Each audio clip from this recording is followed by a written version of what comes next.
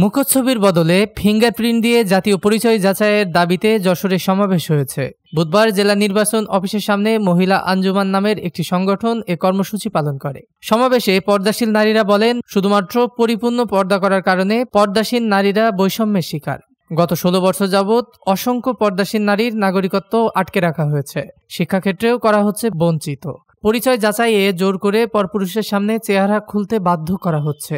পর্দাসীন নারীরা এসব হেনস্থার অবসান চায়। চেহারার বদলে ফিঙ্গারপ্রিন্ট দিয়ে পরিচয় যাচাইয়ের দাবি জানায়। তারা আরও বলেন, অনেক পর্দাসীন নারীর বাড়িঘর দুর্ঘটনায় আগুনে পুড়ে গেছে, কিন্তু এনআইডি ছাড়া ত্রাণ নিতে পারছেন না। অনেক বিধবা বা তালাকপ্রাপ্ত পর্দাসীন নারীর এনআইডির অভাবে বাসা ভাড়া নিতে পারছেন না, বাচ্চাদের স্কুলে ভর্তি করতে পারছেন না, পর্দার সাথে কোনো চাকুরি করে জীবন নির্বাহ করতে পারছেন না। গত 16 বছর যাবৎ জাতীয় নির্বাচন কমিশনের সাবেক কতিপয় স্বৈরাচার কর্মকর্তা পর্দাশীল নারীদের যে কষ্ট দিয়েছে তা বর্ণনা করে শেষ করা যাবে না। মানববন্ধন শেষে তারা যশোর জেলা নির্বাচন অফিস ও শিক্ষা অফিসে স্মারকলিপি প্রদান করে।